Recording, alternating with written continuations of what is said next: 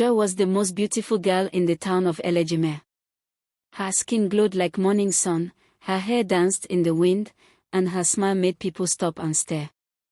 Everywhere she went, people whispered, "That's Joy, the beauty of Elegime." She loved it. Her mirror was her best friend. But beauty made Joy proud. She looked down on other girls and laughed when they passed. "None of you can be like me," she often said. She spent hours painting her face and posting her pictures on her phone, waiting for praises. Every compliment made her pride grow bigger. Joy owned a shiny hand mirror she carried everywhere. It wasn't just glass, it was her power. Each time she looked into it, she smiled proudly. "You are perfect, Sod. No one can match you," she said to herself. Her mother, Mama Grace, often warned her, "My daughter, beauty is like morning dew, it fades with the sun." But Joy never listened. "Mama, you don't understand. People love me for my looks," she replied, flipping her hair and walking away. One day, the king of Elegime announced a grand beauty festival. All maidens were invited to show their grace and culture. Joy was excited. "Finally, everyone will see that I'm the queen of beauty," she shouted. She spent days choosing her clothes and jewelry. When the day came, the village square was full. Girls came with their natural beauty, smiles, dances, and kind hearts. But Joy came with heavy makeup, proud steps, and a golden mirror in her hand. The crowd gasped, she was shining like the sun. At the festival gate, an old woman named Mama Grace stood, giving each girl a blessing. When Joy reached her, Mama Grace said softly, "Beauty without kindness is like a flower without scent." Joy frowned. "Old woman, keep your words. I don't need them." She walked away proudly. Mama Grace only smiled and said, "You will soon learn, child. Mirrors don't always show the truth." When it was time to dance, Joy moved to the center of the stage. She waved her mirror, smiled proudly, and began to dance. But as she danced, the crowd's cheers slowly turned to silence. Her makeup started melting under the sun.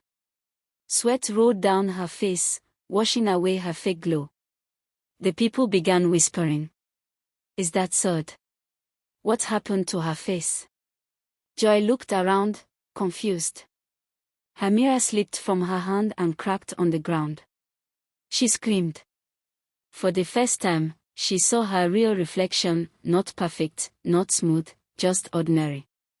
Joy ran away, crying, "No! That's not me.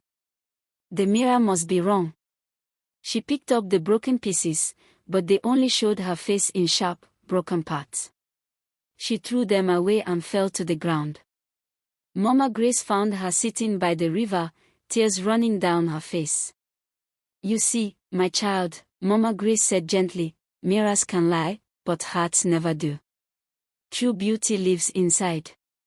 Joy wept silently, ashamed of her pride. A few days later, a young man named Ton came to visit Joy's mother. He was kind, hardworking, and always smiling. When he saw Joy, he greeted her warmly, but she turned her face away, embarrassed. "You must think I'm ugly now," she whispered. Ton smiled. "Ugly? No. I think you just found your real face, and that's the most beautiful thing." His words touched her heart. For the first time, Joy felt seen, not for her looks, but for her heart. Joy began visiting the river often. She no longer carried her mirror.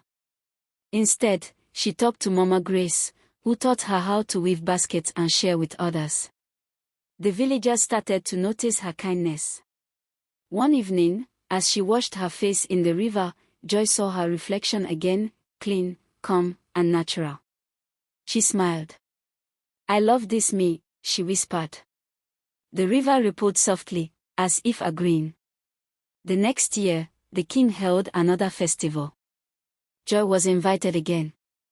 This time, she wore a simple white dress and no makeup. When she danced, she smiled from her heart. The people clapped, not because she was shining, but because she was glowing with peace. Mama Grace nodded proudly from the crowd. Now she shines brighter than gold, she said. Anton stood smiling, knowing Joy had finally found her true beauty. Joy never carried a mirror again. Her new mirror was her heart. Whenever she helped someone, she saw her reflection grow brighter. She became known as Mama Joy, not the slay queen, but the kind queen of Elegime. The story of Joy spread across many lands, teaching every girl and boy that beauty fades, but goodness never dies. And in the village of Elegime, people still say, when your heart shines, no mirror can hide your light.